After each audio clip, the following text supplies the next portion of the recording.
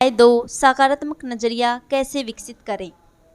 हमारे सामने मौजूद किसी भी तथ्य से ज़्यादा महत्वपूर्ण उस तथ्य के बारे में हमारा नज़रिया होता है, क्योंकि हमारी सफलता या असफलता उसी से तय होती है।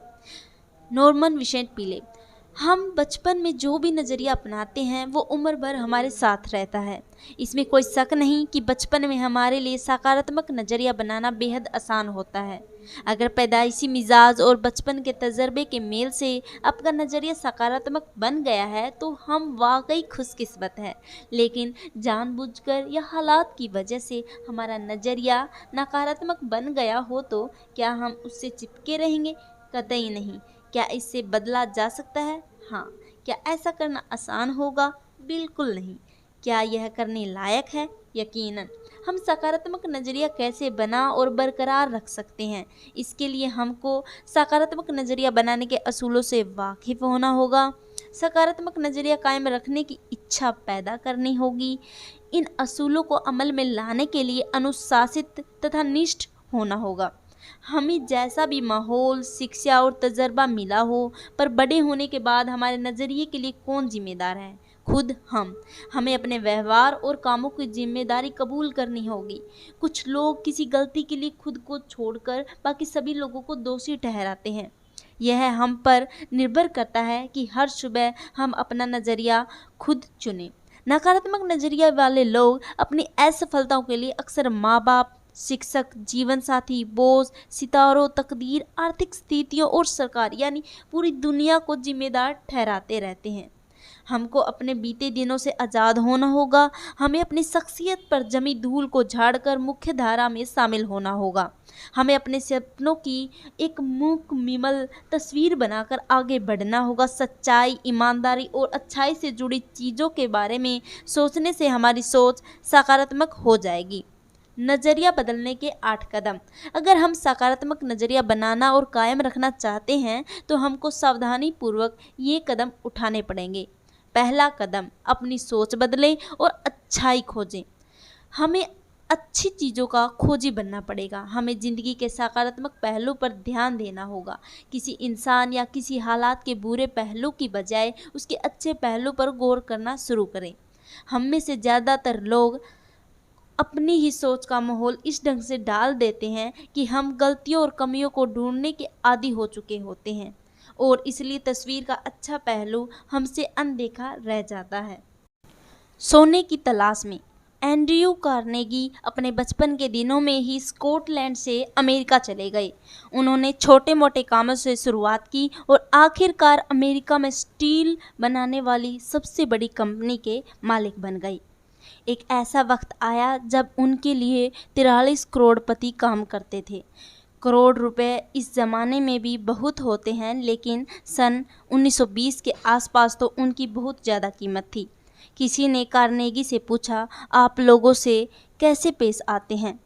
उन्होंने जवाब दिया, लोगों से पेश आना काफ़ी हद तक सोने की खुदाई करने जैसा ही है। हमको एक तोला सोना खोद निकालने के लिए कई टन मिट्टी हटानी पड़ती है, लेकिन खुदाई करते वक्त हमारा ध्यान मिट्टी पर नहीं बल्कि सोने पर रहता है। एंड्रयू कार्नेगी के जवाब में एक बहुत महत्वपूर्ण संदेश छिपा हुआ है। हो सकता है कि किसी इंसान या किसी हालात में कोई अच्छी बात साफ तौर पर न दिखाई दे रही हो। ऐसी हालात में हमें उसे गहराई में जाकर तलाशना होगा। हमारा मकसद क्या है? सोना तलाशना।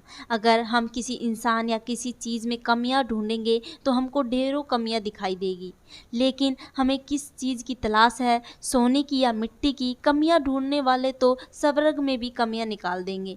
अधिकतर लोगों के लिए मिलता जिसकी उसे तलाश होती।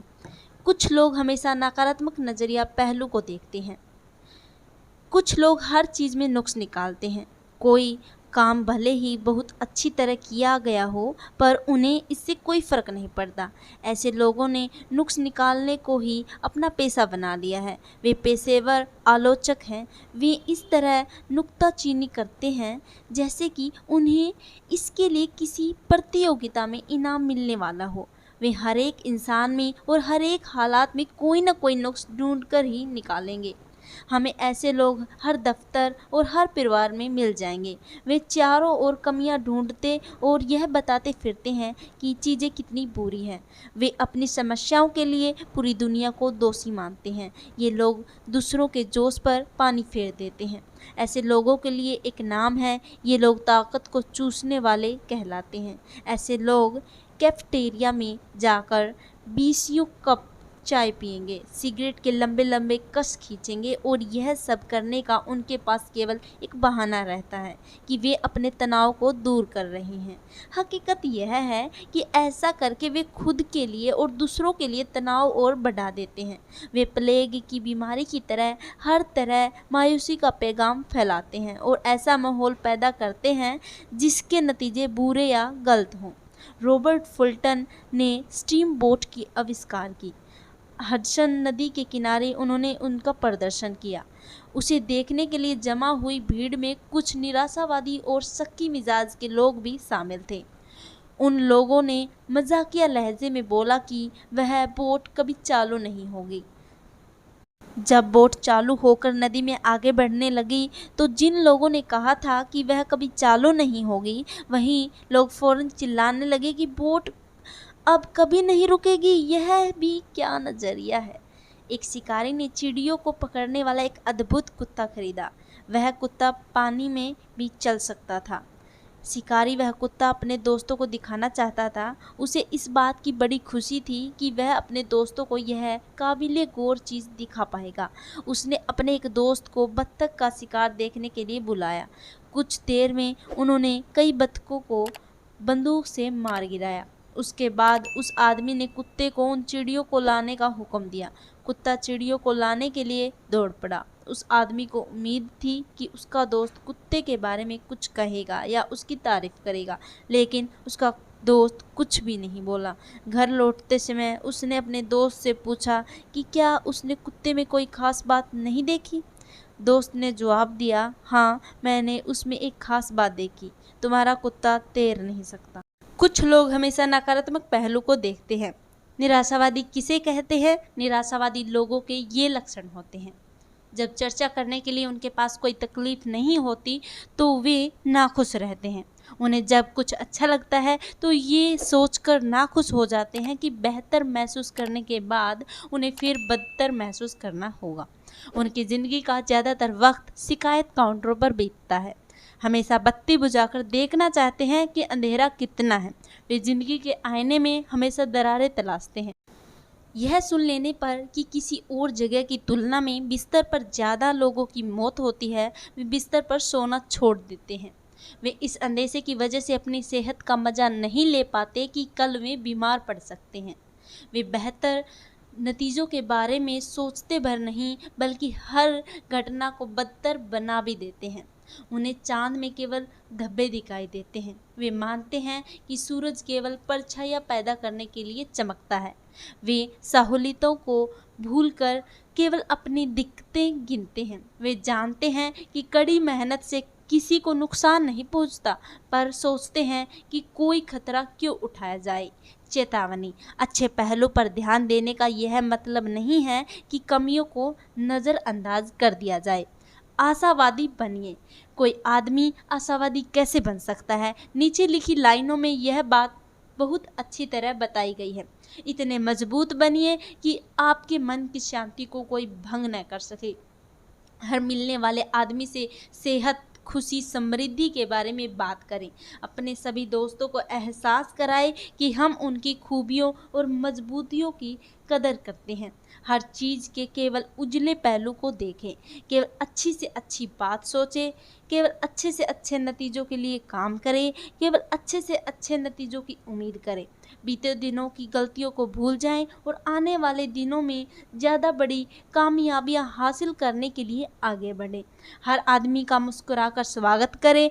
अपने को बेहतर बनाने में इतना वक्त लगाएं कि दूसरों की आलोचना करने के लिए हमारे पास वक्त न बचे। इतने बड़े बने कि चिंता छू न सके और इतने अच्छे बने कि गुस्सा आए ही नहीं। दूसरा कदम: हर काम फौरन करने की आदत डालें। वह चांदनी रातों में सोया, उसने सुनहरी धूप का मजा उठाया, कुछ करने की तैयारी में जिंदगी गुजार कर वह गुजर गया कुछ न कर हार कर। James Albery. हम सभी जिंदगी में कभी न कभी टाल मटोल करते हैं, मैंने भी ऐसा किया है, जिसके लिए मुझे बाद में पछताना पड़ा। टाल मटोल की आदत की वजह से हमारा नज़रिया नकारात्मक बन जाता है। किसी काम को करने से अधिक थकान उस काम को न करने के लिए की जाने वाली टाल मटोल की वजह से होती है। कोई भी काम पूरा होने पर खुशहाली लाता है और हौसला बुलंद होता है, जबकि आधा अधूरा काम हमारी हिम्मत को वैसे ही ख़त्म कर देता है जैसे पानी के टैंक में कोई छेद टैंक को खाली कर देता है।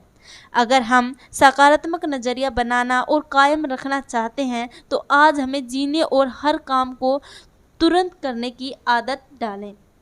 जब मैं बड़ा हो जाऊंगा, यह वैसी ही बात है जैसे कि छोटा बच्चा कहता है, मैं बड़ा होने पर फला काम करूंगा जिससे मुझे खुशियां मिलेगी।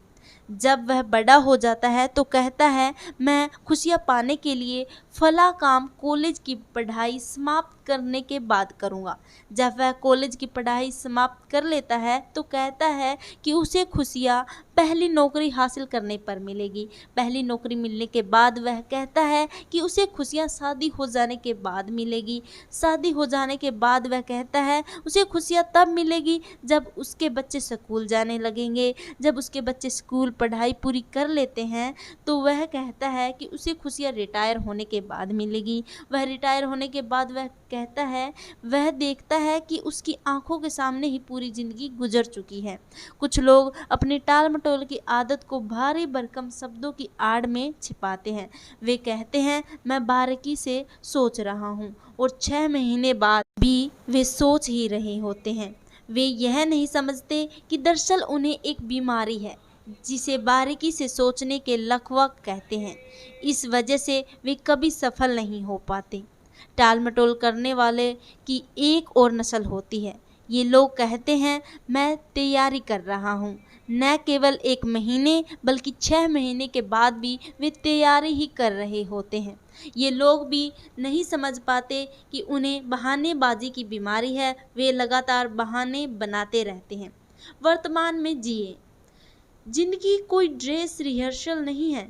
हम किसी भी दर्शन में विश्वास करते हों, पर हमें जिंदगी का खेल खेलने का मौका केवल एक ही बार मिलता है। दांव पर इतनी कीमती चीज़ें लगी होती हैं कि आप जिंदगी यूं ही बर्बाद नहीं कर सकते। दांव पर आने वाली पीढ़ियों का भविष्य लगा होता है। हम कहाँ हैं और किस दौर में हैं? जवाब है कि इसी दौर में और यही है। इसलिए हम आज को बेहतर बनाएं और इसका भरपूर आनंद लें। इसका यह मतलब नहीं है कि हमें भविष्य के लिए कोई योजना ही नहीं बनानी चाहिए, बल्कि पैगाम यह है कि हमें आगे की योजना बनाने की ज़रूरत है। और अगर हम अपने आज का भरपूर इस्तेमाल खुशहाली के लिए कर रहे हैं तो हम खुद ब खुद आने वाले बेहतर कल के लिए बीज बो रहे हैं। क्या हम मानते हैं? अगर हम अपने नज़रिए को सकारात्मक बनाना चाहते हैं तो टाल मटोल की आदत छोड़ें और तुरंत काम करो पर अमल करना सीखें। जिंदगी में सबसे सुख भरे शब्द, ऐसा हो सकता था, मुझे ऐसा करना चाहिए था, मैं यह कर सकता था, काश मैंने ऐसा किया होता, अगर मैं थोड़ी और कोशिश करता तो यह काम हो सकता था। जो काम आप आज कर सकते हैं उसे कभी भी कल पर न टालें। मुझे यकीनन है कि जीत हासिल करने वाले के मन में भी टाल मटोल करने की इच्छा जरूर पैदा होती होगी, पर उन्होंने उसे अपने ऊपर कभी हावी नहीं होने दिया। लोग जब कहते हैं मैं यह काम किसी और दिन करूँगा, तो इस बात को तय मान लीजिए कि वे उस काम को कभी नहीं करेंगे। कुछ लोग इस बात का इंतज़ार करते रहते हैं कि उनके घर से निकलने से पहले सारी लाल बत्तियां हरा सिग्नल देने लगे, पर ऐसा कभी नहीं होता। वे शुरुआत करने से पहले ही नाकामयाब हो जाते हैं। यह दुखद स्थिति है। टाल मटोल करना बंद करें। क्या हमें बहानेबाजी करने की आदत को इसी समय अलविदा नहीं कह देना चाहिए? तीसरा कदम, एहसान मानने का नज़रिया बनाएं। अपनी दिक्कतों के बारे में सोचने के बजाय अपनी सहूलियतों के बारे में सोचें। अपने इर्द गिर्द के फूलों की खुशबू सूंघने के लिए वक्त निकालें। आप कई बार सुनते होंगे कि कोई आदमी दुर्घटना की वजह से अंधा या अपाहिज हो गया, लेकिन उसे हर्जाने के तौर पर लाखों रुपए मिल गए। हम में से कितने लोग ऐसे आदमी की जगह लेना चाहेंगे? ऐसा चाहने वाला शायद ही कोई होगा। हम शिकायतें करने के इतने आदी हो चुके हैं कि उन चीज़ों की ओर हमारी नज़र ही नहीं जाती जो हमारे पास मौजूद है। हमारे पास ऐसी बहुत सारी चीज़ें हैं जिनके लिए हमें शुक्रगुजार होना चाहिए। हम जब कहते हैं कि अपनी दिक्कतों की बजाय सहूलियतों पर गौर करें, तो इसका मतलब यह नहीं है कि हमें आत्मसंतुष्ट हो जाना चाहिए। एहसानमंद होने के नज़रिए का मतलब आत्मसंतुष्टि नहीं है। यदि मेरी बातों से आपको आत्मसंतुष्ट हो जाने का संदेश मिलता है, तो मैं अपनी बात को न समझा पाने के लिए दोषी हूँ और आप दोषी हैं अपना मनपसंद मतलब निकालने के लिए। लोग किसी बात का मनचाहा मतलब कैसे निकालते हैं, यह बताने के लिए मैं एक कहानी सुनाती हूँ। एक डॉक्टर को शराबियों के एक समूह को संबोधित करने के लिए मेहमान वक्ता के रूप में बुलाया गया। वह उनके सामने कोई ऐसा नमूना पेश करना चाहता था जिससे उन्हें यह एहसास हो कि शराब सेहत के लिए नुकसानदेह होती है। उसने 2 कांच के बर्तन लिए, एक में साफ पानी भरा और दूसरे में शराब भरी। उसने साफ पानी में एक केंचुआ डाला, वह आसानी से तैरता हुआ पानी के ऊपर आ गया। फिर उसने एक केंचुआ शराब में डाला और वह सबकी आंखों के आगे टुकड़े टुकड़े हो गया। वह यह साबित करना चाहता था कि शरीर के अंदर शराब ऐसा ही असर करती है। नमूना पेश करने के बाद उसने शराबियों के समूह से पूछा कि उन्हें इससे क्या सीख मिली। उसका सवाल सुनकर पीछे बैठे एक शराबी ने जवाब दिया, इसका मतलब यह है कि शराब पीने से हमारे पेट में कीड़े नहीं होंगे। क्या उस कहानी का यही संदेश था? बिल्कुल नहीं। किसी बात का मनचाहा मतलब ऐसे ही निकाला जाता है। हम वह नहीं सुनते जो हमें सुनाया जाता है, बल्कि वह सुनते हैं जो हम सुनना चाहते हैं। हमें मिली बहुत सारी नियामतें छिपे हुए खजाने की तरह हैं। हमें अपनी दिक्कतों के बारे में नहीं, बल्कि अपनी नियामतों के बारे में सोचना चाहिए। चौथा कदम, लगातार ज्ञान हासिल करने का कार्यक्रम बनाइए। आइए पहले हम अपनी कुछ गलतफहमियों को दूर करें। आमतौर पर माना जाता है कि हम स्कूल कॉलेजों में शिक्षा प्राप्त करते हैं। कई देशों में आयोजित की जाने वाली सेमिनारों में मैं अपने श्रोताओं से यह सवाल अक्सर पूछता हूँ कि क्या हम स्कूल कॉलेजों में वास्तव में शिक्षा प्राप्त करते हैं? इस बात पर आमतौर पर सहमति है कि वह शिक्षा कुछ ही लोगों को हासिल कर पाते हैं और ज़्यादातर लोग उससे वंचित रह जाते हैं। मेरी बात का गलत मतलब न निकालें। हमें स्कूल कॉलेजों में ढेर सारी सूचनाएं हासिल होती हैं। शिक्षित होने के लिए सूचनाएं भी ज़रूरी है, लेकिन उसके साथ ही हमें शिक्षा का सही मायने में समझना भी चाहिए। बौद्धिक शिक्षा हमारे दिमाग पर असर डालती है, जबकि नैतिक शिक्षा हमारे मन को प्रभावित करती है। यदि शिक्षा मन को ट्रेनिंग नहीं देती तो वह खतरनाक हो सकती है। अगर हम अपने दफ्तर, घर और समाज में लोगों के चरित्र का निर्माण करना चाहते हैं, तो हमें उन्हें एक स्तर तक नैतिक शिक्षा देनी ही होगी। ईमानदारी, दया, साहस, दृढ़ता और जिम्मेदारी जैसे बुनियादी गुण विकसित करने वाली शिक्षा बेहद ज़रूरी है। हमें ज़्यादा अक्सर शिक्षा की ज़रूरत नहीं, बल्कि चरित्र बनाने वाली शिक्षा की है। नैतिक स्तर पर शिक्षा आदमी ज़िंदगी में उस आदमी की तुलना में ज़्यादा कामयाबी और तरक्की हासिल कर सकता है जिसे ज़्यादा अच्छी शिक्षा मिली हो, पर जिसके पास नैतिकता की पूंजी बिल्कुल ना हो। नैतिकता विहीन शिक्षा। विश्वविद्यालय से युवक बहुत काबिल मगर पढ़े लिखे जाहिल बनकर निकल रहे हैं, क्योंकि हम युवाओं को नैतिकता का कोई आधार ही नहीं दे पा रहे जिसकी उन्हें ज़्यादा से ज़्यादा तलाश है। स्टीवन मुलर, अध्यक्ष जॉन हिपिंग्स यूनिवर्सिटी। असली शिक्षा आदमी के दिल और दिमाग दोनों को ट्रेनिंग देती है। एक अनपढ़ चोर शायद मालगाड़ी से सामान ही चुराएगा, पर पढ़ा लिखा चोर तो रेल की पटरी ही उड़ा ले जाएगा। हमें ग्रेड नहीं, बल्कि ज्ञान और बुद्धिमत्ता हासिल करने के लिए होड़ लगानी चाहिए। तथ्यों को जानने से ज्ञान हासिल होता है और उनका सरलीकरण करने से समझदारी प्राप्त होती है। कोई आदमी अच्छा ग्रेड और ऊंची डिग्री हासिल करने के बावजूद अशिक्षित रह सकता है। ज़्यादा सीखे बिना भी अच्छे ग्रेड और डिग्री तो मिल जाती है, लेकिन सबसे अहम बात कोई सीख सकता है तो यह है सीखने के सही तरीके को सीखें। लोग सूचनाओं को रटने की काबिलियत को ही गलती से शिक्षा समझ लेते हैं। बिना मूल्यों के दिमागी शिक्षा समाज के लिए आफत को पैदा करती है। ज्ञान शक्ति नहीं है। हमें अक्सर बताया जाता है कि ज्ञान शक्ति है, लेकिन यह असलियत नहीं है। ज्ञान तो महज जानकारी का नाम है। ज्ञान में शक्ति बनने की अक्षमता, और यह तभी शक्ति बनता है जब इसका इस्तेमाल किया जाता है। एक इंसान पढ़ना नहीं जानता, दूसरा पढ़ना जानते हुए भी नहीं पढ़ता। दोनों में क्या फ़र्क है? बेन फ्रैंकलिन के मुताबिक कोई खास फ़र्क नहीं है। सीखने और खाने में काफ़ी समानता है। अहम बात यह नहीं होती कि हमने कितना खाया है, बल्कि यह होती है कि हमने कितना पचाया है। सच यह है कि ज्ञान में शक्ति छिपी होती है, पर असली शक्ति बुद्धिमत्ता है।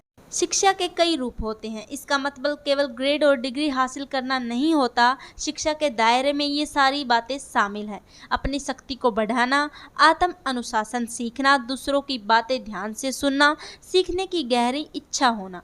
हमारा दिमाग मांसपेशियों की तरह होता है। उसका तेज या मंद होना इस पर निर्भर होता है हम उसका कितना इस्तेमाल करते हैं। अगर आप सोचते हैं कि ज्ञान पाना महंगा है तो अज्ञानी बन के देखो। डेरेक बोक। जरूरी नहीं है कि शिक्षित व्यक्ति सही फैसले करे। एक आदमी सड़क के किनारे समोसे बेचा करता था। अनपढ़ होने की वजह से वह अखबार नहीं पढ़ता था, ऊंचा सुनने की वजह से रेडियो नहीं सुनता था, और आंखें कमज़ोर होने की वजह से उसने कभी टेलीविज़न भी नहीं देखा था। इसके बावजूद वह काफ़ी समोसे बेच लेता था। उसकी बिक्री और नफ़े में लगातार बढ़ोतरी होती गई। उसने और ज़्यादा आलू खरीदना शुरू किया, साथ ही पहले चूल्हे से बड़ा और बढ़िया चूल्हा खरीद ले आया। उसका व्यापार लगातार बढ़ रहा था। तभी हाल ही में कॉलेज से बीए की डिग्री हासिल कर चुका उसका बेटा पिता का हाथ बटाने के लिए चला आया।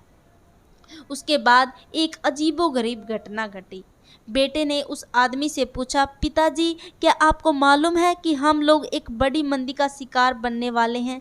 पिता ने जवाब दिया, नहीं, लेकिन मुझे उसके बारे में बताओ।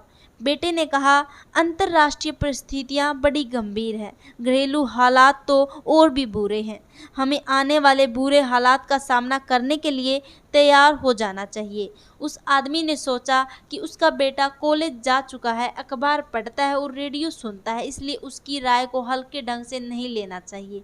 दूसरे दिन से उसने आलू की खरीद कम कर दी और अपना साइन बोर्ड नीचे उतार दिया।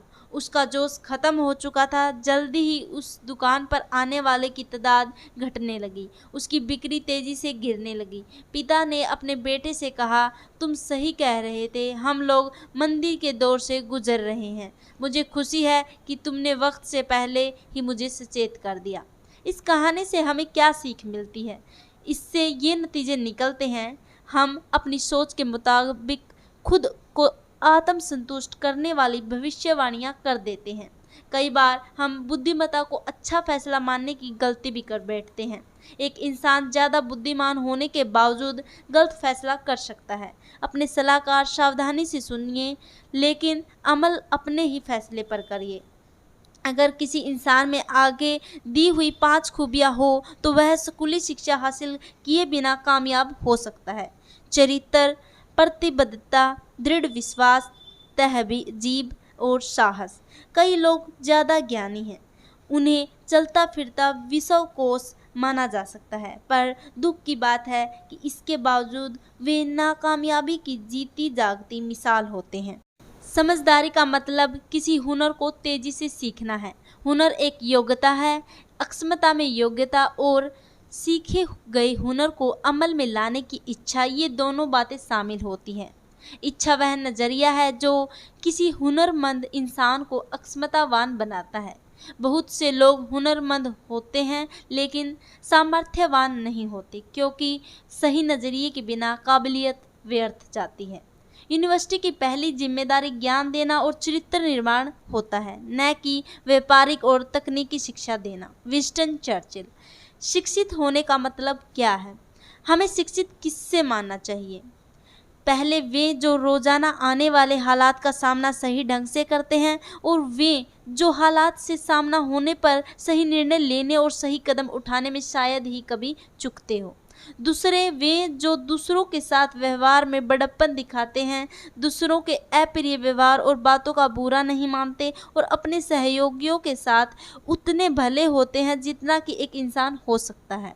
और आगे वे जो अपनी खुशियों पर काबू रखते हैं और कठिनाइयों को अपने ऊपर हावी नहीं होने देते और कठिन परिस्थितियों का मुकाबला एक बहादुर इंसान की तरह करते हैं जो इंसानी फितरत है।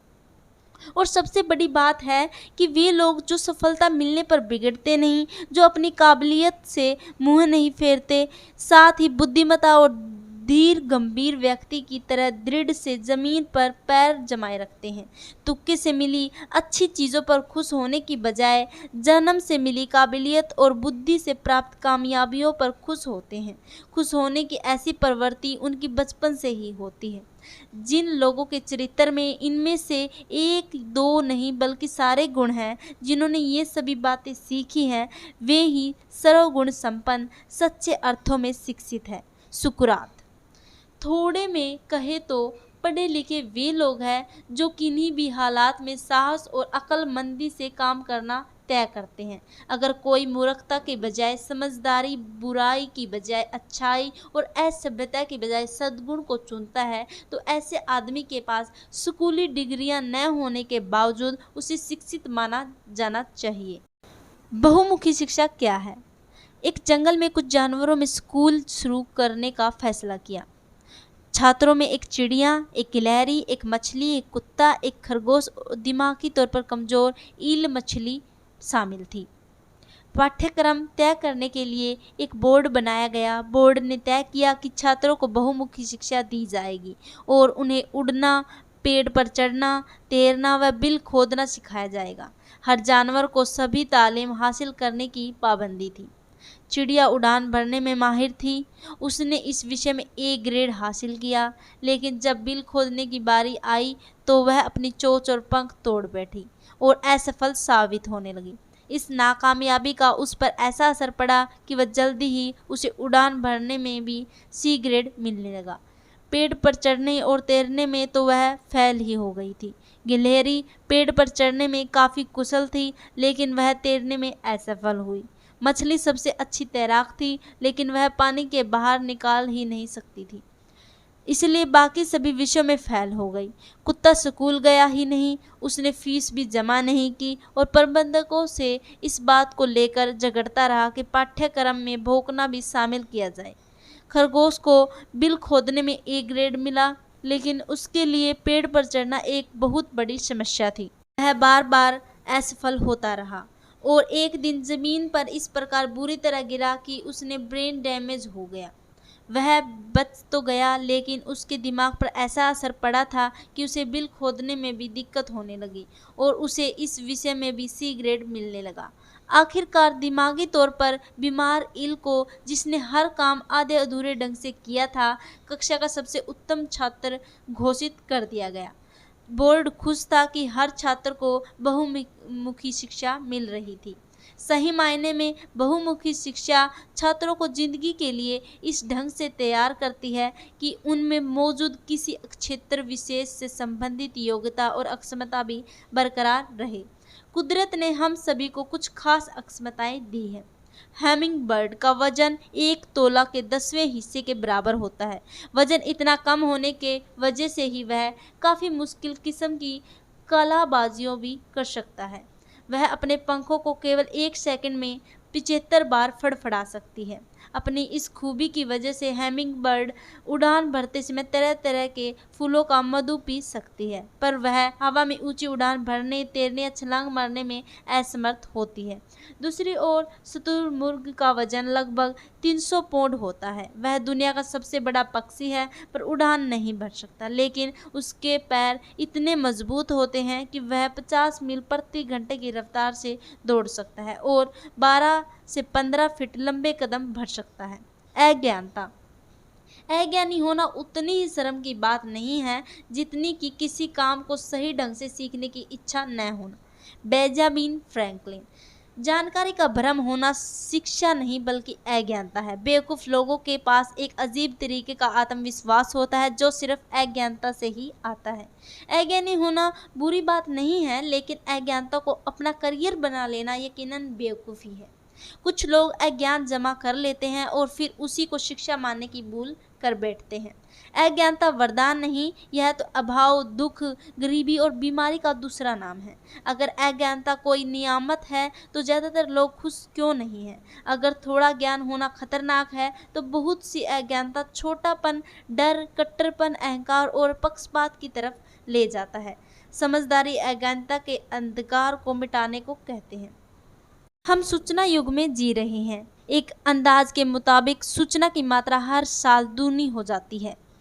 सूचनाओं के इतनी सरलता से उपलब्ध होने के कारण इन दिनों अज्ञानता को मिटाना आसान है, लेकिन दुख की बात यह है कि हमें ज़रूरी चीज़ों के अलावा बाकी हर चीज़ सिखाई जाती है। हमें लिखना पढ़ना सिखाया जाता है, पर ऐसी बौद्धिक शिक्षा किस काम की जो इंसान को दूसरे इंसान की इज्जत करना और हमदर्दी से पेश करना आना न सिखाए।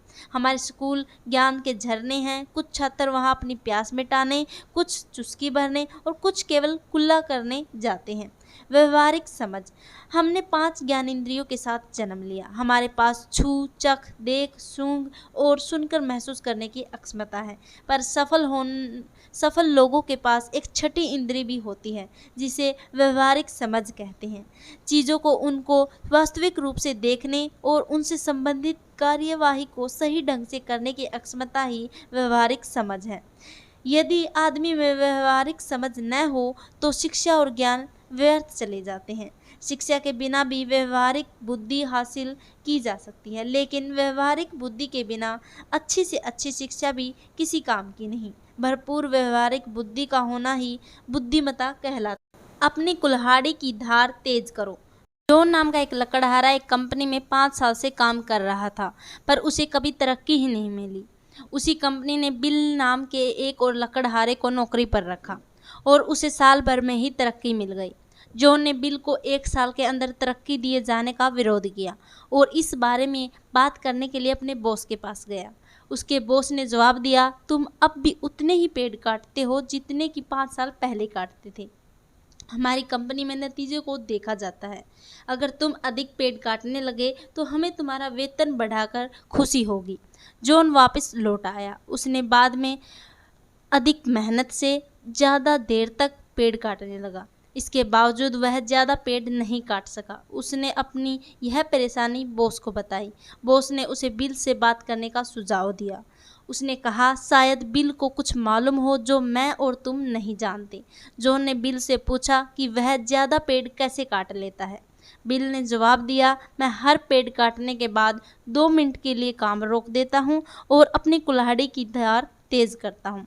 तुमने अपनी कुल्हाड़ी की धार आखिर बार कब तेज़ की थी? पिछली शिक्षा और गौरव का ज़्यादा महत्व नहीं होता। हमें अपनी कुल्हाड़ी की धार लगातार तेज़ करनी होगी। अपने दिमाग को खुराक दीजिए। जिस तरह हमारे शरीर को हर रोज़ अच्छे खाने की ज़रूरत होती है, उसी तरह हमारे दिमाग को भी हर रोज़ अच्छे विचारों की ज़रूरत होती है। इस वाक्य में सबसे अहम शब्द अच्छा खाना और अच्छे विचार है। अगर हम अपने शरीर को रोज़ सड़े गले खाने और अपने दिमाग को बुरे विचारों की खुराक दे तो हमारा शरीर और दिमाग बीमार पड़ जाएंगे। सही पटरी पर बने रहने के लिए हमें अपने मस्तिष्क को शुद्ध और सकारात्मक खुराक देनी होगी। शिक्षा एक खजाना है। लगातार सकारात्मक शिक्षा प्राप्त करने से सकारात्मक विचार जन्म लेते हैं। सकारात्मक सोच वाले लोग उन खिलाड़ियों की तरह होते हैं जो लगातार अभ्यास करके अपने अंदर ताकत का एक भंडार जमा कर लेते हैं, जिसका इस्तेमाल वे मुकाबले के वक्त करते हैं। बिना अभ्यास के जब भंडार ही नहीं रहेगा तो वह भरोसा किस पर करेगा।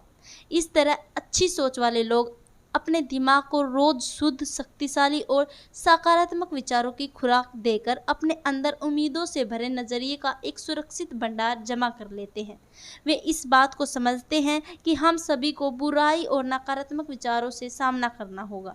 अगर हमारे पास अच्छे विचारों का एक सुरक्षित भंडार होगा तो हम उन नकारात्मक विचारों पर जीत हासिल करने में कामयाब हो जाएंगे, वरना वे हम पर हावी हो जाएंगे। अच्छी सोच वाले लोग मूर्ख नहीं होते, वे आंखों पर पट्टी बांधकर जिंदगी नहीं बिताते। वे जिंदगी में जीत हासिल करने वाले ऐसे लोग होते हैं जिन्हें अपनी सीमाएं मालूम होती है, पर वे अपनी मजबूतियों पर ध्यान देते हैं। दूसरी तरफ हारने वालों को अपनी मजबूतियों का एहसास होता है, पर उनका सारा ध्यान अपनी कमजोरियों पर टिका रहता है। पांचवा कदम, अच्छे स्वाभिमान का निर्माण करें। स्वाभिमान क्या है? स्वाभिमान खुद अपने बारे में महसूस करने का नज़रिया है। जब हम अपने बारे में अच्छा महसूस करते हैं तो हम बेहतर काम करते हैं। घर और दफ्तर में हमारे रिश्ते बेहतर हो जाते हैं। दुनिया हमें ज़्यादा अच्छी लगने लगती है। इसकी वजह क्या हो सकती है? वजह यह है कि हमारी भावनाओं और व्यवहार में सीधा रिश्ता होता है, क्योंकि हम किसी चीज़ या बात के बारे में जैसा महसूस करेंगे वैसा ही उसके प्रति व्यवहार। स्वाभिमान कैसे विकसित करें? अगर हम अच्छा स्वाभिमान जल्दी बनाना चाहते हैं तो इसका सबसे अच्छा तरीका यह है कि हम कुछ काम ऐसे लोगों की मदद के लिए करें जो उसका बदला न तो पैसे से न ही कुछ और देकर चुका सकते हैं। कुछ साल पहले मैंने कैदियों को नज़रिया और आत्म सम्मान विकसित करने के तरीके सिखाने का एक कार्यक्रम चला रहा था। उस दौरान मैंने कुछ हफ्तों में ही इतना कुछ सीखा जितना कि मैं सालों में नहीं सीख सका। 2 सप्ताह तक मेरे कार्यक्रम में भाग लेने के बाद एक कैदी ने मुझे रोककर कहा, शिव, मैं कुछ ही हफ्तों में जेल से रिहा होने वाला हूँ। मैंने उससे पूछा कि उसने नज़रिया बनाओ कार्यक्रम से क्या सीखा। वह कुछ देर सोचता रहा। उसके बाद उसने कहा कि वह अब अपने बारे में अच्छा महसूस कर रहा है। मैंने कहा, मेरे लिए इस अच्छा शब्द का कोई मायने नहीं है। मुझे यह बतलाओ कि तुम्हारे व्यवहार में खास बदलाव क्या आया है। दरअसल मेरा मानना है कि यदि सीखने वाले के व्यवहार में बदलाव न आए तो यह नहीं माना जा सकता कि उसने वास्तव में क्या सीखा है। उस कैदी ने मुझसे कहा कि अब वह हर रोज़ बाइबल पढ़ता है। तब मैंने उससे पूछा कि बाइबल पढ़ने का उस पर क्या असर पड़ा है। उसने जवाब दिया कि अब वह खुद को खुद अपने साथ और दूसरों के साथ बेहतर महसूस करता है। ऐसा उसने पहले कभी महसूस नहीं किया था। मैंने उससे कहा, यह तो ठीक बात है, लेकिन सबसे ज़रूरी यह है कि जेल से छूटने के बाद तुम क्या करोगे। उसने मुझसे कहा कि वह समाज का एक जिम्मेदार सदस्य बनने की कोशिश करेगा। मैंने अपना सवाल दोहराया और उससे फिर जवाब दिया। मैंने उससे एक बार फिर पूछा, जेल से छूटने के बाद तुम क्या करोगे? जाहिर सी बात है कि मैं किसी अलग जवाब की उम्मीद कर रहा था, लेकिन इस बार उसने गुस्से से भरी हुई आवाज़ में जवाब दिया, मैं समाज का जिम्मेदार सदस्य बनूंगा। तब मैंने उससे बताया कि उसके पहले के जवाब और इस बार के जवाब में एक शब्द का अंतर था। पहले उसने कहा था, मैं बनने की कोशिश करूंगा, पर इस बार उसने कहा है कि मैं बनूंगा। इन दोनों जवाबों में कोशिश शब्द का फ़र्क था। हम कोई काम करते हैं या नहीं करते, वह कोशिश शब्द उसकी जेल वापसी के लिए दरवाज़ों को खुला रखता है। हमारी बातचीत सुन रहे एक दूसरे कैदी ने मुझसे पूछा, शिव, क्या तुम्हें यह सब करने के लिए क्या मिलता है? मैंने उससे कहा कि मुझे यहाँ पर जो भावनात्मक संतुष्टि मिल रही है वह पैसे से ज़्यादा कीमती है। तब उसने पूछा, तुम यहाँ क्यों आते हो? मैंने कहा, मैं अपने स्वार्थ की वजह से आता हूँ। मैं इस दुनिया को जीने के लिए एक बेहतर जगह बनाना चाहता हूँ। इस तरह की आत्म संतुष्टि लाभदायक होती है। संक्षेप में कहा जाए तो हम व्यवस्था में जो लगाते हैं हमको हमेशा उसका पुरस्कार भी मिलता है, और कई बार तो वह हमारे लगाए गए से बहुत ज़्यादा होता है। लेकिन हमको लगाते समय बदले में कुछ पाने की इच्छा नहीं रखनी चाहिए। एक और कैदी ने कहा, लोग जो करते हैं वह उनका निजी मामला है। अगर कोई नशीली दवाएं लेता है तो इससे तुम्हारा क्या लेना देना है? तुम उन्हें उनके हाल पर क्यों नहीं छोड़ देते हो? मैंने जवाब दिया, मेरे दोस्त, हालांकि मैं तुमसे सहमत नहीं हूँ, फिर भी मैं तुम्हारी यह बात मान लूँगा कि उससे मेरा कुछ लेना देना नहीं, लेकिन क्या तुम मुझे यह गारंटी दे सकते हो कि जब भी कोई नशीली दवाएं खाकर कार चलाएगा तो उसकी कार केवल पेड़ से ही टकराएगी? तुम इसकी गारंटी दो तो मैं तुम्हारी बात मान लूँगा। अगर तुम यह गारंटी नहीं दे सकते हो कि उस कार से टकराकर तुम, मैं या हमारे बच्चे मौत का शिकार नहीं बनेंगे, तो फिर मेरा यकीन करो कि उस बात से मेरा संबंध है। मुझे उस आदमी को सड़क से दूर रखना होगा। यह मेरी ज़िंदगी है, मैं जो चाहूँगा वही करूँगा। इस एक जुमले ने फ़ायदे से ही कहीं अधिक नुकसान किया है। लोग शब्दों की सच्ची भावना की उपेक्षा कर देते हैं और उसका मतलब अपनी सुविधा के अनुसार निकाल लेते हैं। ऐसे लोगों ने इस जुमले को स्वार्थ से जोड़ दिया है, जिसका बुरा असर न केवल उन पर बल्कि उनके आसपास के बुरे माहौल पर पड़ता है। ये लोग भूल जाते हैं कि हम अलग थलग नहीं रहते हैं। आप जो करते हैं उसका असर मुझ पर पड़ता है और मैं जो करता हूँ उसका असर आप पर पड़ता है। हम सब एक दूसरे से जुड़े हुए हैं। हमें यह महसूस करना होगा कि इस धरती में हम सभी की साझेदारी है। हमें जिम्मेदारी से व्यवहार करना सीखना होगा। दुनिया में दो तरह के लोग हैं, देने वाले और लेने वाले। लेने वाले अच्छा खाते हैं और देने वाले अच्छी तरह सोते हैं। देने वाले में ऊंचे दर्जे के आत्म सम्मान की भावना होती है। उनका नज़रिया सकारात्मक होता है। ऐसे लोग समाज की सेवा करते हैं। समाज की सेवा करने वालों में मेरा मतलब राजनीतिक बन बैठे उन घटिया दर्जे के पाखंडी नेताओं से नहीं है जो दूसरों की सेवा करने का नाटक करते हुए खुद अपनी सेवा करते हैं। इंसान होने के नाते लेन देन हम सबको करना पड़ता है, लेकिन ऊंचे दर्जे के आत्म सम्मान वाला स्वस्थ शख्सियत वह होता है जिसे केवल लेने की ही नहीं बल्कि देने की भी आवश्यकता महसूस होती है। एक आदमी अपनी नई कार धो रहा था, तभी उसके पड़ोसी ने पूछा, आपने यह कार कब खरीदी? उस आदमी ने जवाब दिया, इसे मेरे भाई ने दिया है। पड़ोसी ने कहा, काश मेरे पास भी ऐसी कार होती। इस पर उस आदमी ने कहा, आपको यह सोचना चाहिए था कि काश मेरा ऐसा कोई भाई होता। पड़ोसी की पत्नी उनकी बातचीत सुन रही थी। उसने बीच में टोक कर कहा, मैं सोचती हूँ काश वह भाई मैं होती। यह सोचने का कितना सकारात्मक नज़रिया है। छठा कदम, नकारात्मक असर से बचें। नकारात्मक सोच वाले लोग। एक चील का अंडा किसी तरह एक जंगली मुर्गी के घोंसले में चला गया और बाकी अंडों के साथ मिल गया। समय आने पर अंडा फूटा। चील का बच्चा अंडे से निकलने के बाद यह सोचता हुआ बड़ा हुआ कि वह मुर्गी है। वह उन्हीं कामों को करता जिन्हें मुर्गी करती थी। वह जमीन खोदकर अनाज के दाने चुगता और मुर्गी की तरह ही कुड़कुड़ाता। वह कुछ फीट से अधिक उड़ान नहीं भरता था क्योंकि मुर्गी भी ऐसा ही करती थी। एक दिन उसने आकाश में एक चील को बड़ी शान से उड़ते हुए देखा। उसने मुर्गी से पूछा, उस सुंदर चिड़िया का क्या नाम है? मुर्गी ने जवाब दिया, वह चील है। वह एक शानदार चिड़िया है, लेकिन तुम उसकी तरह नहीं उड़ सकते क्योंकि तुम मुर्गी हो। चील के बच्चे ने बिना सोचे विचारे मुर्गी की बात मान ली। वह मुर्गी की जिंदगी जीता हुआ ही मर गया। सोचने की अक्षमता न होने के कारण वह अपनी विरासत को खो बैठा। उसका कितना बड़ा नुकसान हुआ। वह जीतने के लिए पैदा हुआ था, पर वह दिमागी रूप से हार के लिए तैयार हुआ था।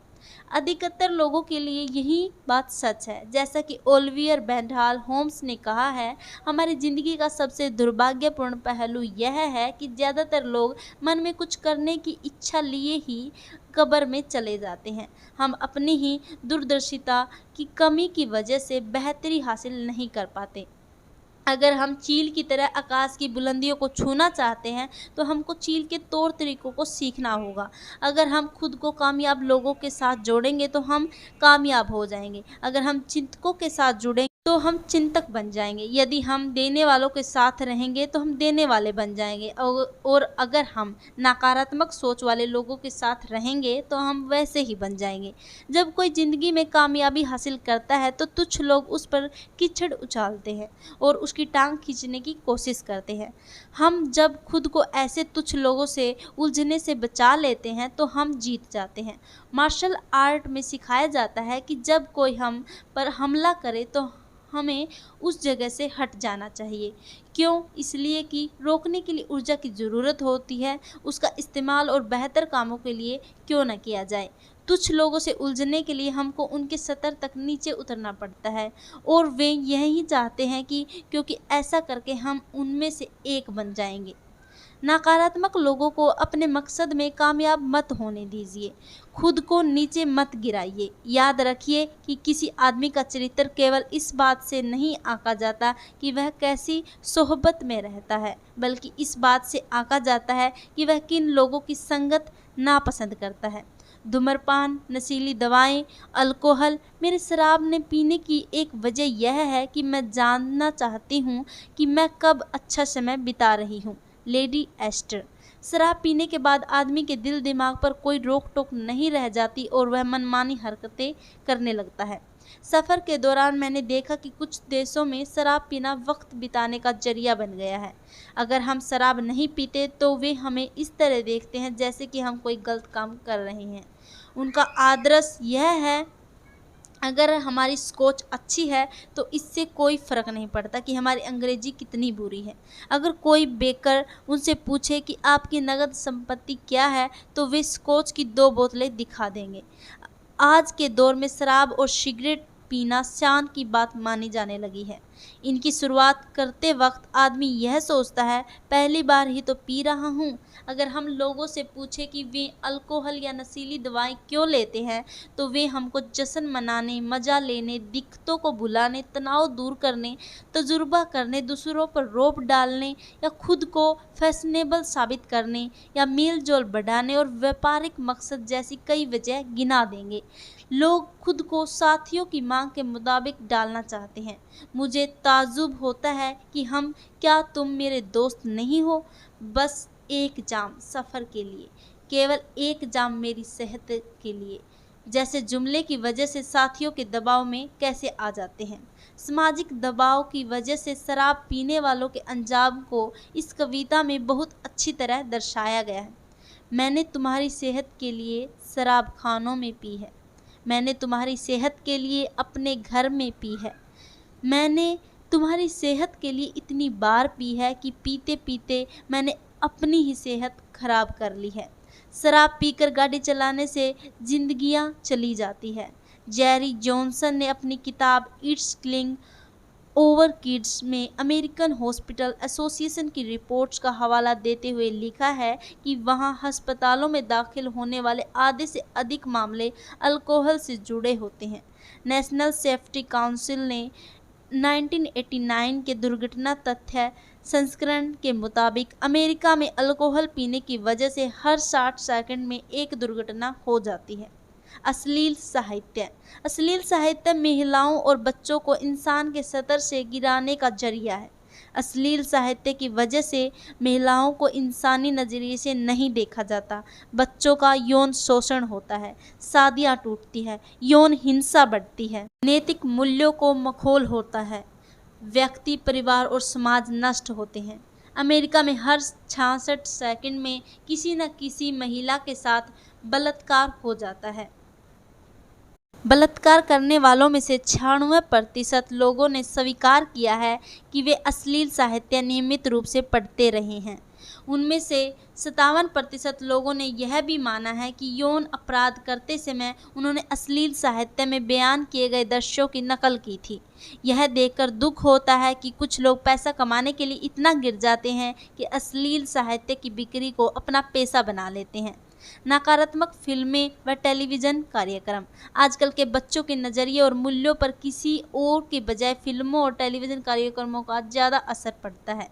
एक अनुमान के अनुसार अमेरिका में बच्चे हाई स्कूल तक पहुंचते पहुंचते 20,000 घंटों के टेलीविज़न कार्यक्रम देख चुके होते हैं और उनकी आंखों के सामने 5,000 हत्याओं के दृश्य और अल्कोहल से संबंधित 1 लाख विज्ञापन गुजर चुके होते हैं। इस टेलीविज़न कार्यक्रमों और विज्ञापनों से संदेश मिलता है कि शराब पीना मौज मस्ती है, सिगरेट पीना शान की बात है, नशीली दवाओं का तो ज़माना है। अगर अपराध इतनी तेज़ी से बढ़ रहे हैं तो इसमें हैरत की कोई बात नहीं। टेलीविज़न धारावाहिक और कार्यक्रम तथा फिल्में शादी से पहले के और शादी के बाद प्राय स्त्री पुरुषों के साथ कायम होने वाले शारीरिक संबंधों को बड़े लुभावने अंदाज में पेश करते हैं। इसलिए अगर रिश्तों में प्रतिबद्धता की कमी दिखाई है तो तलाक के मामले बढ़ते जा रहे हैं। तो हमें इस पर ताज्जुब नहीं होना चाहिए। कच्चे दिमाग वाले लोग मीडिया में देखी सुनी चीज़ों को ही अपने मानक और मानदंड बना लेते हैं। वैसे एक हद तक इन चीज़ों का असर हम सब पर होता है। गाली गलौज के इस्तेमाल से ही यही लगता है कि ऐसी भाषा का इस्तेमाल करने वाले के पास शब्दों की कमी है, वह खुद पर काबू नहीं रख पाता और उसमें आत्म अनुशासन की कमी है। रॉक संगीत, कुछ लोकप्रिय गीत अश्लील है। हम जो संगीत सुनते हैं या कला के जिन प्रदर्शनों को देखते हैं वह हमारे अवचेतन मन पर असर डालता है। 7वां कदम, जरूरी कामों को पसंद करने की आदत डालें।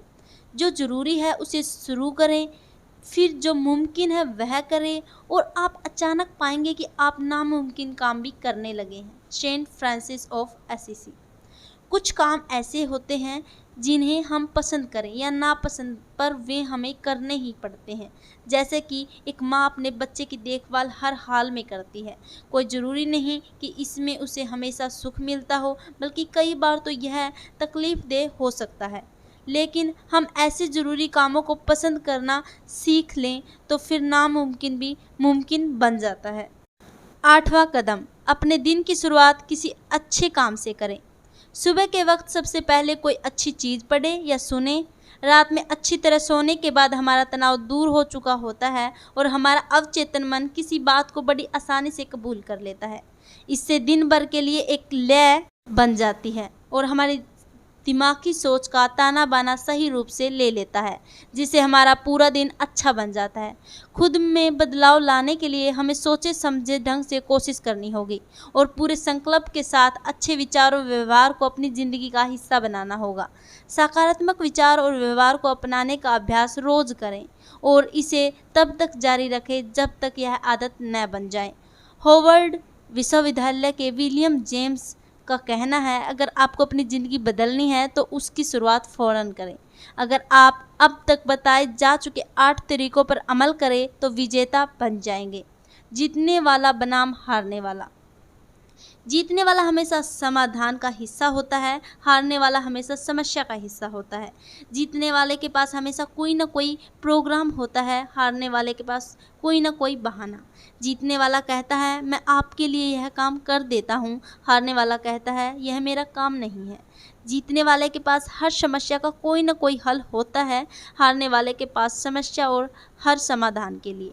जीतने वाला कहता है मुश्किल होने के बावजूद यह काम किया जा सकता है, हारने वाला कहता है इस काम को किया जा सकता है पर यह बहुत मुश्किल है। कोई गलती करने पर जीतने वाला कहता है मैं गलत था, हारने वाले से कोई गलती होती है तो वह कहता है इसमें मेरी कोई गलती नहीं थी। जीतने वाला वचनबद्ध होता है, हारने वाला खोखले वायदे करता है। जीतने वाले की आंखों में कामयाबी के सपने होते हैं, हारने वाले के पास खोखली योजनाएं। जीतने वाला कहता है मुझे कुछ करना है, हारने वाला कहता है कुछ होना चाहिए। जीतने वाला टीम का हिस्सा होता है, हारने वाला टीम के हिस्से करता है। जीतने वाला लाभ को देखता है, हारने वाला तकलीफ को देखता है। जीतने वाला संभावनाओं को देखता है, हारने वाला समस्याओं को देखता है। जीतने वाला सभी की जीत के सिद्धांत में विश्वास करता है, हारने वाला मान्यता की जीतने के लिए किसी का हारना जरूरी है। जीतने वाला आने वाले कल को देखता है, हारने वाला बीते कल को देखता है। जीतने वाला स्थिर स्वभाव वाले ताप स्थायी जैसा होता है, हारने वाला थर्मोमीटर जैसा होता है। जीतने वाला सोचकर बोलता है, हारने वाला बोलकर सोचता है। जीतने वाला विनम्र शब्दों में कड़े तर्क पेश करता है, हारने वाला कड़े शब्दों में कमज़ोर तर्क पेश करता है। जीतने वाला बुनियादी मूल्यों पर मजबूती से टिका रहता है पर छोटी मोटी चीज़ों पर समझौता कर लेता है। हारने वाला छोटी छोटी बातों पर अड़ जाता है लेकिन मूल्यों पर समझौता कर लेता है। जीतने वाला दूसरों की भावनाओं को महसूस करने में विश्वास करता है, वह मानता है कि दूसरों के साथ वैसा व्यवहार नहीं करना चाहिए जैसे व्यवहार की उम्मीद हम दूसरों से अपने लिए करते हैं। हारने वाला इसमें विश्वास करता है कि दूसरे तुम्हारे साथ कुछ करें उससे पहले ही तुम वह काम उनके साथ कर दो। जीतने वाला काम को अंजाम देते हैं, हारने वाला काम के होने का इंतज़ार करते हैं। जीतने वाले जीतने की योजना बनाते हैं और तैयारी करते हैं। तैयारी ही मूल मंत्र है। ज़रूरी कदम। असफल होने पर आप निराश हो सकते हैं, लेकिन अगर आपने कोशिश ही नहीं की तो आपका नाश हो जाएगा। Beverly Sills. मैं इस अध्याय को उन 8 कदमों को दोहराकर समाप्त करता हूँ जिनके बारे में चर्चा की जा चुकी है। अच्छी चीज़ों की तलाश करें, हर काम फ़ौरन करने की आदत डालें, एहसानमंद होने का नज़रिया बनाएं, लगातार ज्ञान हासिल करने का कार्यक्रम तैयार करें, अच्छे स्वाभिमान का निर्माण करें, नकारात्मक असर से दूर रहें, जो काम ज़रूरी है उन्हें पसंद करने की आदत डालें, अच्छे ढंग से दिन की शुरुआत करें।